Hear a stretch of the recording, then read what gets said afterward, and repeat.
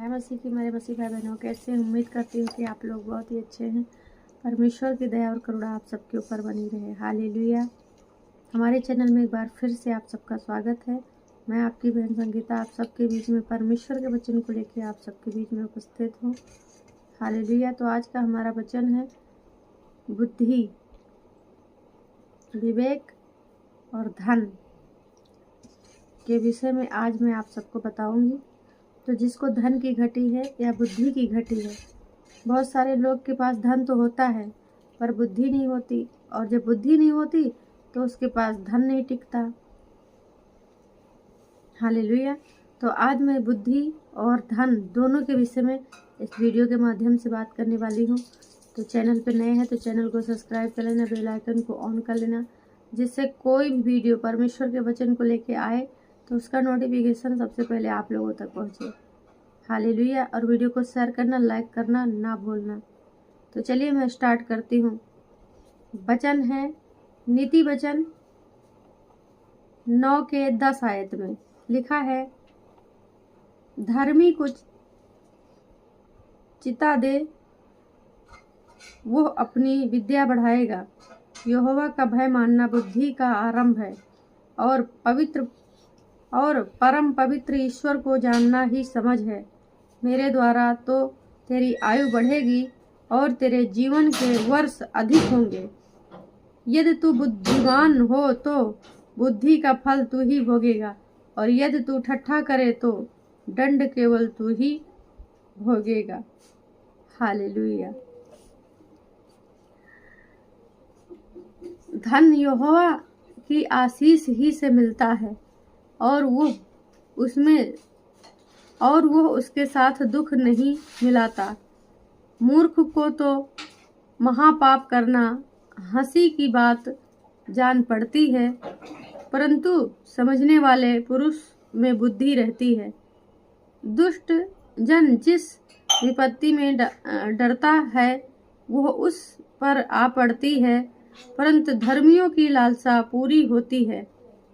बवंडर निकल जाते ही दुष्ट जन लोप हो जाता है, परंतु धर्मी सदा लो स्थिर है। हालेलुया।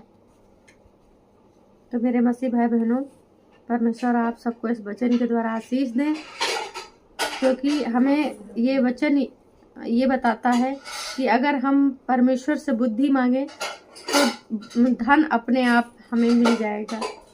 हालेलुया। हालेलुया। दूसरा वचन है भजन संहिता 1 के 8 आयत में लिखा है, मुझसे मांग और मैं जाति जाति के लोगों को तेरी संपत्ति होने के लिए और दूर दूर देशों की निज भूमि बनने के लिए मैं तुझे दे दूंगा। आमीन। हालेलुया। तो परमेश्वर कहता है कि पहले बुद्धि मांग। देखिए, सुलेमान राजा जो था वो दाऊद का बेटा था, और उसने परमेश्वर से क्या मांगा था? परमेश्वर से उसने धन दौलत नहीं मांगी थी, परमेश्वर से उसने केवल बुद्धि मांगी थी। और आज ना तो पहले और ना ही अब कोई भी राजा दोबारा ऐसा पैदा नहीं हुआ जो सुलेमान के जैसा बुद्धिमान हो। हालेलुया। परमेश्वर ने उसे बुद्धि तो दिया ही दिया, साथ में धन दौलत सब कुछ दिया उसे। हालेलुया। तो हमें क्या करना है? हमें सबसे पहले परमेश्वर से बुद्धि मांगना है, और बुद्धि मांगने के बाद धन दौलत हमारे पास ऑटोमेटिक आ जाएगी। हालेलुया। दूसरी बात, परमेश्वर पर भरोसा रखना है। देखिए, परमेश्वर कभी कभी ऐसा होता है कि परमेश्वर भी परीक्षा लेते हैं कि परमेश्वर सोचता है कि देखें ये कि कब तक ये हमारे ऊपर भरोसा रखता है या फिर हमें छोड़ के किसी और को पकड़ता है।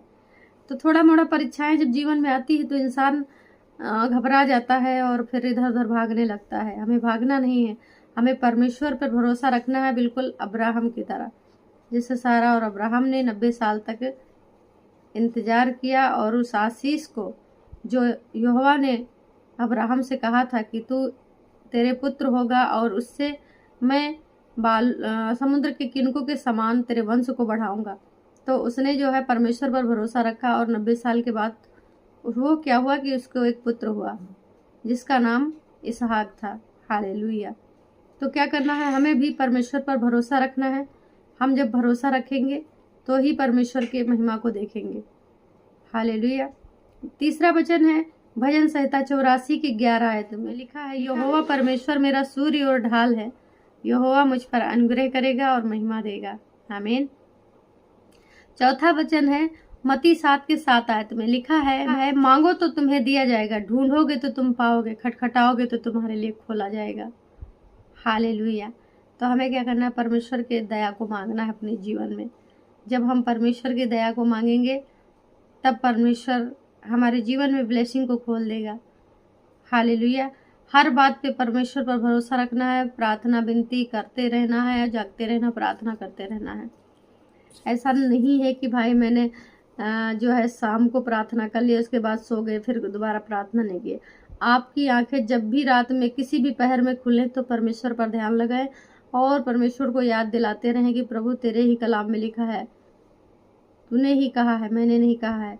जब परमेश्वर को आप तीनों पहर जो जागते सोते याद दिलाते रहेंगे ना, तो परमेश्वर को ऑटोमेटिक आपको धन देना पड़ेगा और बुद्धि भी देनी पड़ेगी। हालेलुया। जब बुद्धि मिलेगी तो धन ऑटोमेटिक आ जाएगा यीशु के नाम में। हालेलुया।